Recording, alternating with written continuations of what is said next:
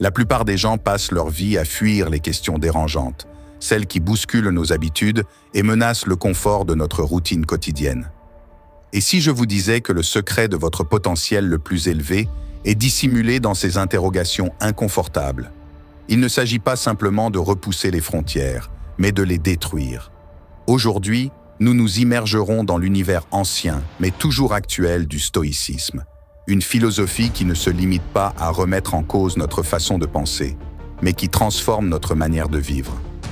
Le stoïcisme, une école de pensée de l'Antiquité grecque, nous apprend que la clé de la résilience ne se trouve pas dans la fuite des défis, mais dans leur acceptation comme des éléments inévitables de notre évolution. Il nous offre non seulement le courage de faire face à l'adversité, mais aussi la sagesse de discerner ce qui est vraiment important au cœur du chaos.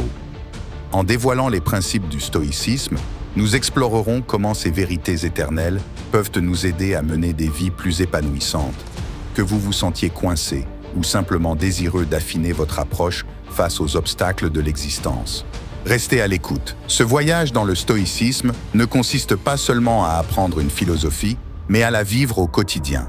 Et comme toujours, avant de commencer, merci de laisser un like et de vous abonner à la chaîne. Cela nous aide énormément et ne vous coûte rien. Allons-y.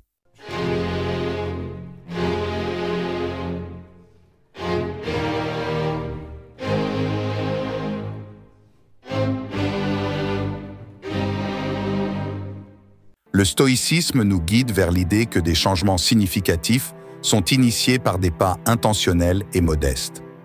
Il ne s'agit pas de bouleverser votre existence en un instant, mais de faire des modifications réfléchies et gérables qui mènent progressivement à une transformation profonde. Cette philosophie ne préconise pas une modification radicale et rapide qui peut être écrasante et insoutenable, mais elle souligne la puissance du progrès par petites étapes. Chaque petite action que vous entreprenez est un élément dans l'édification de votre nouvelle identité. Comme le suggérerait Xénophon de Stilbe, le fondateur du stoïcisme, il s'agit de poser une pierre à la fois, avec soin et délibération, pour construire le chemin solide vers l'amélioration personnelle. Alors, comment commencer petit, de manière concrète? Cela pourrait être aussi simple que de consacrer 5 minutes chaque matin à la réflexion ou à la tenue d'un journal, des pratiques profondément ancrées dans la tradition stoïcienne. Ces moments d'introspection vous permettent d'aligner vos actions quotidiennes sur vos valeurs profondes, favorisant un sentiment de paix intérieure et de clarté qui guidera le reste de votre journée. Une autre étape petite mais significative pourrait être d'ajuster vos réactions au stress externe. Les stoïciens pratiquent le recadrage de leur perception pour gérer leurs réponses aux événements qui échappent à leur contrôle, prendre une pause lorsque vous vous sentez agité ou contrarié et choisir une réponse qui reflète la sérénité et la raison, plutôt que l'impulsivité. Commencer petit implique également d'adopter le principe de l'acceptation stoïcienne, qui encourage à reconnaître et à s'adapter au moment présent, plutôt que de souhaiter qu'il soit différent. Cela pourrait signifier accepter un désagrément mineur avec grâce ou reconnaître une émotion difficile sans la laisser dicter vos actions. En vous concentrant sur ces petites parties gérables de votre vie, vous ne pratiquez pas seulement le stoïcisme, vous le vivez. Chaque petit pas renforce votre engagement envers la maîtrise de soi et la croissance continue, incarnant l'idéal stoïcien selon lequel le vrai progrès est un voyage délibéré et mesuré, pas un sprint. Dans la vision stoïcienne, l'anxiété n'est pas causée par les événements eux-mêmes, mais par nos jugements sur ces événements. Cette perspective est libératrice. Cela signifie que vous avez le contrôle ultime sur votre état interne, quelles que soient les circonstances externes. Le stoïcisme nous enseigne à disséquer notre anxiété, à en comprendre les racines et à remettre en question les jugements qui la nourrissent. L'anxiété vient souvent de notre désir de contrôler l'incontrôlable, l'avenir, les opinions des autres, le résultat de chaque situation. Mais selon le stoïcisme, les seules choses vraiment sous notre contrôle sont nos propres actions, pensées et réactions. Lorsque vous commencez à ressentir l'anxiété se glisser, prenez un moment pour évaluer. Vous inquiétez-vous pour quelque chose qui échappe à votre contrôle? Déplacez plutôt votre attention sur la manière dont vous pouvez réagir, ce qui est toujours sous votre contrôle. Ce changement n'est pas une suppression, mais une transformation de perspective. Pratiquer cette séparation stoïcienne régulièrement peut considérablement atténuer l'emprise de l'anxiété. Il s'agit de cultiver une discipline mentale qui vous permet de reconnaître vos peurs, d'évaluer leur validité, puis de vous recentrer sur les aspects actionnables et contrôlables d'une situation. Les stoïciens comme Marc Aurèle se rappelaient fréquemment de différencier les événements externes des réactions internes, encourageant à se concentrer sur la maîtrise de soi face à l'imprévisibilité de la vie.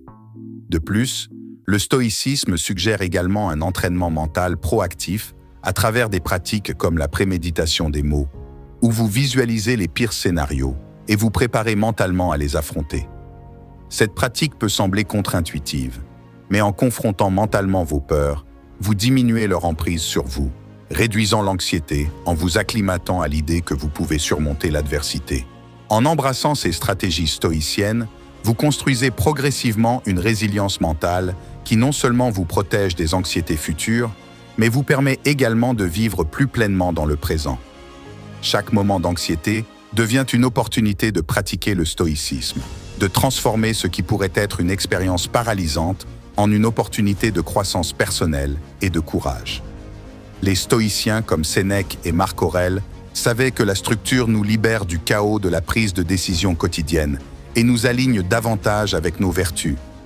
Une routine bien conçue n'est pas une cage, mais un cadre qui soutient nos plus hautes aspirations et principes.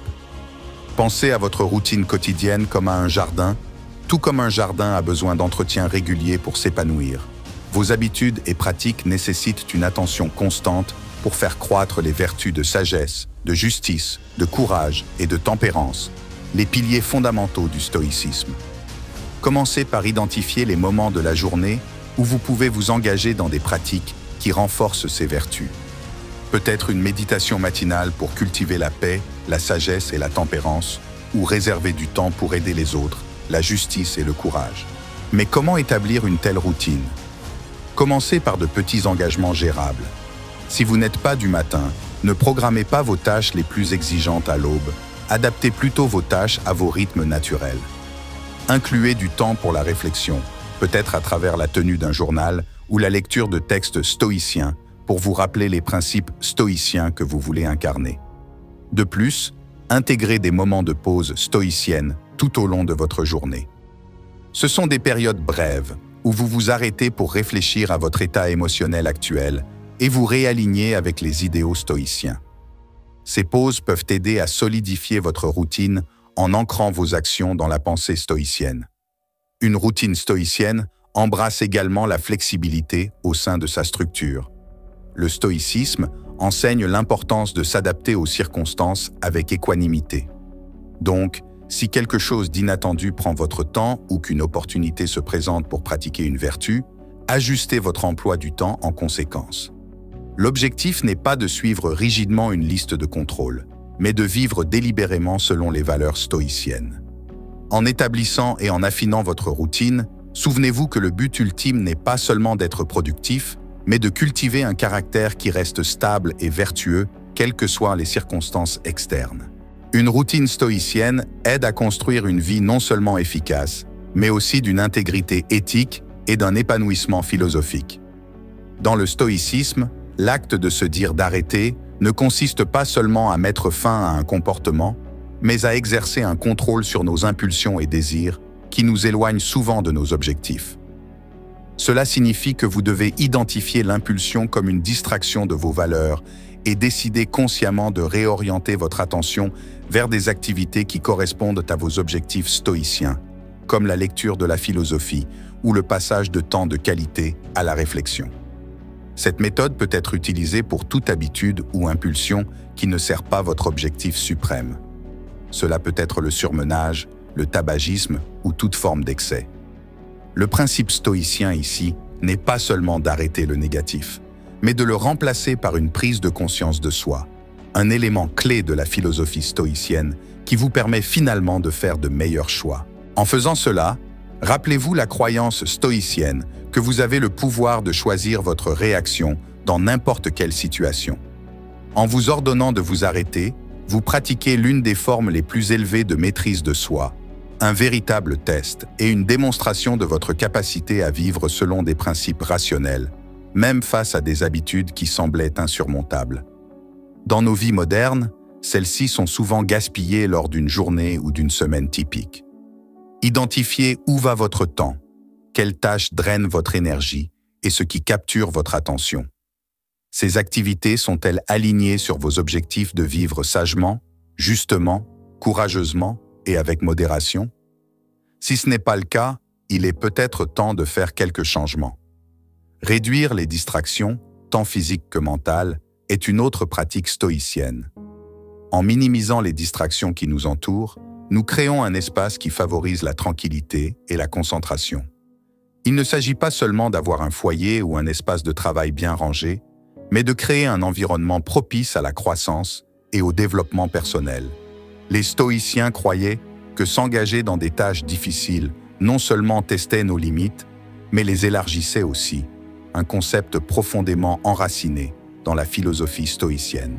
Ils étaient convaincus que l'inconfort volontaire était une voie vers une meilleure maîtrise de soi.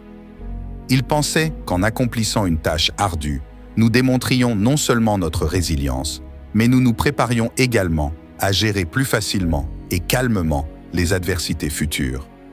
Prenons par exemple la pratique de choisir délibérément des tâches ardues.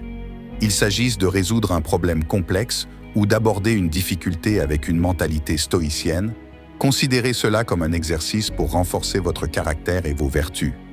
Préparez-vous mentalement en vous rappelant les bénéfices de cet effort, non seulement les objectifs finaux, mais aussi les forces personnelles que vous développez dans le processus.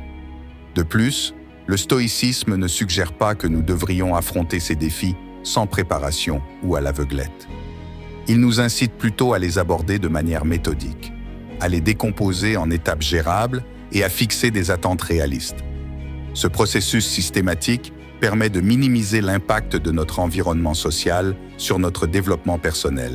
Des philosophes stoïciens tels que Sénèque et Épictète soulignent que la compagnie que nous gardons ne reflète pas seulement nos valeurs, mais les façonne également. S'associer à des personnes qui incarnent les vertus que nous aspirons à développer en nous-mêmes peut accélérer notre progression vers devenir de meilleures personnes. Pensez-y de cette façon. Chaque interaction est une opportunité d'apprendre et de grandir. Lorsque vous choisissez de passer du temps avec des personnes qui vous challengent, qui soutiennent votre croissance et qui vous inspirent, identifiez celles qui vous élèvent. Faites un effort conscient d'investir davantage dans ces relations. Cela pourrait signifier initier des conversations plus profondes, rechercher des conseils ou collaborer sur des projets qui correspondent à vos valeurs communes. De plus, cherchez activement de nouvelles connexions qui correspondent à la personne que vous voulez devenir. Cela pourrait impliquer de rejoindre des clubs, des groupes ou des communautés en ligne axées sur des domaines d'intérêt personnel ou de développement, qu'il s'agisse d'un groupe de lecture philosophique, d'une communauté de fitness ou d'un projet de volontariat, mais comme part de l'ordre naturel de l'univers. Les stoïciens comme Marc Aurèle croyaient que craindre le changement est aussi inutile que craindre le lever du soleil, les deux étant inévitables et hors de notre contrôle. Embrasser le changement consiste donc à nous aligner sur le flux de la vie, en reconnaissant que chaque changement apporte avec lui une opportunité de croissance personnelle et de développement. Le premier pas pour surmonter la peur du changement est de comprendre le concept stoïcien d'amor fati, qui se traduit par amour du destin. Remarquez toute résistance que vous ressentez et rappelez-vous la pratique stoïcienne qui consiste à voir les obstacles comme des opportunités. Chaque petit exemple de changement est un terrain d'entraînement pour renforcer la résilience et la flexibilité. De plus, intégrez la pratique de la méditation réflexive dans votre routine. Réfléchissez aux changements passés qui semblaient initialement décourageants, mais qui ont finalement conduit à des résultats positifs. Cela renforce la croyance que le changement, bien qu'il soit souvent inconfortable, peut conduire à une croissance personnelle et professionnelle significative, contribuant à votre bien-être et à l'alignement avec vos valeurs profondes. Ce principe vous aide à cultiver une vie qui n'est pas encombrée d'activités, de relations ou de possessions superflues, mais qui est plutôt axée sur la vertu et la croissance personnelle. Les philosophes stoïciens soulignent l'importance de distinguer entre ce qui est nécessaire et ce qui ne l'est pas, nous encourageant à nous débarrasser de l'excès et à prioriser l'essentiel. Cette approche ne concerne pas seulement le minimalisme dans le sens physique, mais elle s'applique également à une pratique mentale, un composant essentiel de la pratique stoïcienne. Une fois que vous avez identifié ce qui est essentiel, ayez le courage de commencer à dire non. Cela pourrait signifier décliner des invitations qui ne correspondent pas à vos objectifs, vous éloigner de projets qui épuisent vos ressources sans offrir de retour significatif, ou même vous distancer des interactions sociales négatives. De plus, pratiquez ce principe avec vos possessions et votre vie numérique. Simplifiez votre espace de vie et vos connexions numériques pour inclure seulement ce qui est le plus aligné avec vos valeurs et le plus productif dans vos actions. Les perturbations de ce rythme sont inévitables, que ce soit en raison de circonstances externes, comme des événements inattendus, ou de perturbations internes, comme des bouleversements émotionnels. L'approche stoïcienne pour faire face à ces perturbations n'est pas de surréagir ou de désespérer, mais de se guider doucement vers les pratiques établies de discipline de soi et de pleine conscience. Pour incarner cela, commencez par identifier les activités centrales qui constituent votre rythme. Ces activités concernent vos réactions aux événements plutôt que les événements eux-mêmes. Revenir à votre rythme signifie aussi vous pardonner pour toute déviation. Le stoïcisme nous enseigne à être bienveillants envers nous-mêmes, en comprenant que la perfection n'est pas le but, mais l'amélioration continue. Chaque retour à votre rythme est une chance de renforcer votre engagement à vivre selon les vertus stoïciennes, traitant chaque revers non pas comme un échec, mais comme une étape dans le parcours continu de la maîtrise de soi et du développement personnel. Si vous avez regardé jusqu'à ce point, veuillez laisser un commentaire en écrivant « Sagesse Courage » afin que nous sachions que vous avez suivi la vidéo jusqu'à la fin. De plus, j'aimerais connaître votre opinion sur le contenu. J'attends avec impatience votre réponse. À bientôt.